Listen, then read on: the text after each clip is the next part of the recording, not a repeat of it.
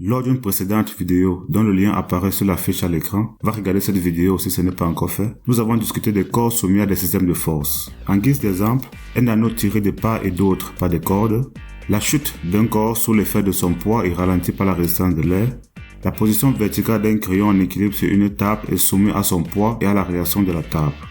Pour ces exemples, l'une des constantes est la collinéarité des forces. En effet, que les corps soient au repos ou en mouvement, les forces en présence sont, dans chaque cas, placées le long d'une même droite. Que se passerait-il si les lignes directrices de ces forces étaient décalées? C'est ce que nous verrons dans cette vidéo. Regarde-la jusqu'à la fin quand je te réserve une belle surprise techno-artistique.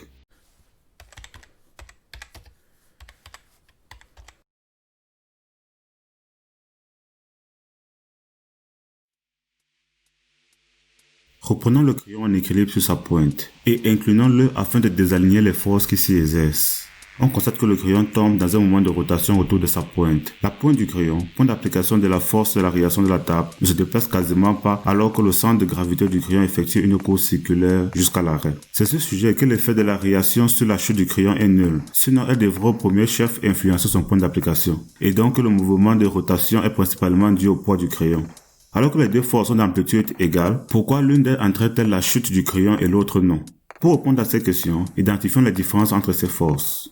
La première différence tient du sens des forces. Le poids est dirigé vers le bas et la réaction vers le haut, mais ça n'explique pas pourquoi c'est le poids qui a été effectif. En effet, en changeant le sens des forces, la perturbation de la position d'équilibre du crayon engendre toujours une rotation autour de sa pointe, seul le sens de rotation change. L'autre différence est la distance entre les points d'application respectifs des forces et le point de rotation. C'est cette caractéristique qui explique l'effet rotatif du poids. Cet effet rotatif définit la notion de moment de force. Le moment d'une force par rapport à un point ou à un axe est la mesure de la capacité qu'a cette force à faire tourner autour de ce point ou de cet axe. Intuitivement, plus la force est grande, plus grande sera sa capacité à faire tourner. Aussi, plus la distance est grande, plus le moment sera grand. Divers systèmes exploitent cet effet autour de nous. Le volant d'une voiture, le vissage ou le dévissage du couvercle d'un bocal. En général, 4 ou 6 des 6 ou 8 machines simples que sont le levier, la roue et le treuil, la poulie, la vis et l'engrenage, le coin et le plan incliné emploient la notion de moment de force. Les machines simples sont des dispositifs mécaniques élémentaires qui modifient les caractéristiques de force. Si tu souhaites en savoir plus sur ce sujet, évolution historique, études mécaniques, usages modernes et autres, dis-le-moi dans les commentaires. Je t'invite aussi à t'abonner si ce n'est pas encore fait. Active la cloche et partage autour de toi. Rejoins-moi aussi sur les pages indiquées dans la zone de description. WhatsApp, Facebook, Twitter, Instagram. Pour la suite de ces vidéos, examinons deux de ces machines simples, le levier et le treuil. Hypomocléon, du grec hypo qui signifie sous et mocléon qui signifie levier. L'hypomocléon désigne ce qui est sous le levier, c'est-à-dire son support. Un levier est classiquement une pièce rigide, allongée, susceptible de tourner autour d'un axe qui permet d'amplifier soit un mouvement, soit un effort. Traditionnellement, il sert à lever les charges, d'où son nom, levier, comme dans le cas du chadouf, l'ancêtre de la grue. Le levier a 3 éléments principaux. L'appui, qui est l'axe autour duquel pivote la pièce, c'est l'hypomocléon. L'effort, l'action motrice qui produit le travail. Et la charge, qui bénéficie du travail. Selon la position relative des éléments du levier, appui A, charge C, effort E, on distingue 3 classes. Classe 1, l'appui est au centre. Classe 2, la charge est au centre. Classe 3, l'effort est au centre. Un moyen mnémotechnique pour se souvenir est ACE 123 ou AT 123. ACE correspond aux premières lettres de l'alphabet sans les lettres intermédiaires B et D pour bien se rappeler que les éléments A, appui, C, charge, E, effort sont ceux au centre du levier. A et 1 sont associés. Pour la classe 1, l'appui est au centre. C et 2 sont associés. Pour la classe 2, la charge est au centre. E et 3 sont associés. Pour la classe 3, l'effort est au centre. Paire de ciseaux et balance sont d'autant d'applications de levier de classe 1. La configuration du levier de classe 2 se retrouve dans la brouette, le bâton de porte ou de fenêtre, le décapsuleur et même les pompes. La pince à épiler est un exemple typique du levier de classe 3, mais comme ceci n'est pas une vidéo de maquillage, citons aussi le marteau et la pelle. Je t'invite à proposer d'autres exemples de chaque classe dans les commentaires. Pendant que tu y es, dis-moi à quelle classe de levier appartient la clé à œil. Pour t'aider, identifie le point d'application de l'effort. Facile. Puis, le point d'appui qui devra être le point de rotation, c'est-à-dire immobile. Et enfin, le point ou la surface d'application de la charge. À quelle classe de levier appartient donc la clé à œil? Donne ta réponse dans les commentaires. Ouvrons une parenthèse.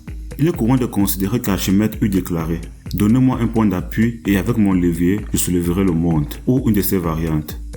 Cependant, l'ingénieur et historien Paul-Louis Fay-Eke recuse l'exactitude de cette sentence et formule 3 critiques principales. Cette citation ne se retrouve dans aucune des publications connues d'Archimède, elle nous a plutôt été révélée par Pappus d'Alexandrie. De plus, Archimède ne demande, dans la version grecque rapportée par Pappus, ni un point d'appui devant nécessairement se trouver sur une seconde planète, ni un levier dont l'incalculable longueur aboutirait dans un troisième corps céleste. Enfin, Archimède ne dit nullement qu'il soulèvera, mais plutôt qu'il ébranlera seulement, c'est-à-dire qu'il mettra en mouvement, non pas le monde, c'est-à-dire l'univers sidéral, mais la Terre, notre planète habitée, supposée immobile dans le système géocentrique de l'Antiquité. Pour faire Eke, une tradition plus fidèle serait « Donne-moi où je puisse me tenir ferme et j'ébranlerai la Terre ». Toutefois, il était calculé que, dans le contexte de la fission audacieuse d'Archimède, il faudrait 3 653 745 175 808 siècles pour déplacer le globe terrestre d'environ 2,54 cm, c'est-à-dire d'à peu près la taille d'un morceau de sucre. Fin de la parenthèse. Une autre machine simple qui fait usage de la notion de moment est le treuil. Le treuil est composé d'une manivelle, un tambour et d'une corde ou son semblable à l'extrémité libre de laquelle s'accroche la charge. La rotation de la manivelle entraîne celle du tambour autour duquel s'enroule la corde, permettant ainsi de déplacer la charge. Le treuil peut revêtir différents niveaux de sophistication, mais sa version la plus simple est la suivante. Dans son usage moderne, la rotation de la manivelle peut se faire à l'aide d'un moteur. Toutefois, on retrouve encore même une situation où la manivelle est actionnée à bout de bras à l'instar du puisage d'eau de puits. Dans cet usage, plus le bras de la manivelle est long, moins sera la force nécessaire pour faire tourner le tambour. Seulement, l'amplitude de déplacement de l'utilisateur ou de son bras pourra être inconfortable. Un équilibre devrait être trouvé pour réduire à la fois l'inconfort et l'effort. Dans sa configuration classique, manuelle ou motorisée, l'action motrice s'imprime sur la manivelle et le travail utile s'effectue en bout de corde. L'action est rotative et la charge se déplace en translation. Cependant, certains systèmes inversent ce principe, c'est-à-dire que l'action motrice s'exerce en bout de corde et le travail utile s'obtient via la rotation de la manivelle. Examinons un exemple de ces systèmes inversés. Voici Nubie. Enfin, c'est pas son nom officiel, mais entre nous, baptisons-le ainsi. Nubie est une des rares figures mécaniques de l'Égypte antique. Taillée dans du bois et vernie à la surface, c'est une sculpture dont les bras sont articulés. Elle aurait été fabriquée pendant la période allant de 945 à 664 avant Jésus-Christ. Elle représente ainsi l'un des tout premiers proto-robots. Admirons l'œuvre.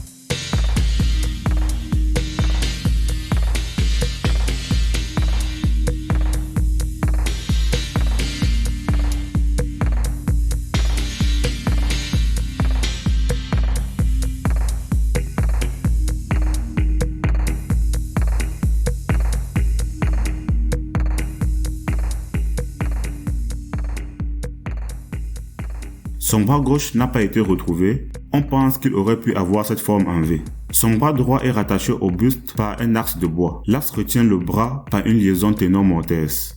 L'axe a dans sa partie centrale un tambour autour duquel s'enroulait une corde, elle aussi non retrouvée. Vois-tu déjà venir le système de treuil? Une radiographie à rayon X laisse découvrir une cavité à travers le corps qui débouche sous le pied gauche. Ceci suggère que l'extrémité libre de la corde était actionnée sous le pied de Nubie. Quand on tirait sur la corde, les bras se levaient et retombaient quand on lâchait la corde. On reconnaît dès lors le fonctionnement du treuil inversé avec une force motrice en bout de fil qui met la manivelle en rotation. Le treuil inversé de la sculpture correspond mécaniquement à une poutre sur 2 appuis au centre de laquelle s'exerce une force. Il s'apparente aussi à l'image dans un miroir d'un levier de classe 1. De tels schémas mécaniques rappellent le banc de Kofi de la vidéo sur l'application des lois du mouvement de Newton. Dans les prochaines vidéos, l'étude de ce banc sera enrichie de la notion de moment. Nous verrons comment, tel dans une machine simple, les forces verticales sont converties en forces horizontales. Merci d'avoir regardé cette vidéo jusqu'au bout, j'espère qu'elle t'a plu. Une fois de plus, je t'invite à t'abonner et à activer la cloche de notification pour ne rien rater les futures publications. Partage autour de toi. Rejoins-moi aussi sur les autres pages dont tu vois les liens en zone de description. WhatsApp, Facebook, Twitter, Instagram.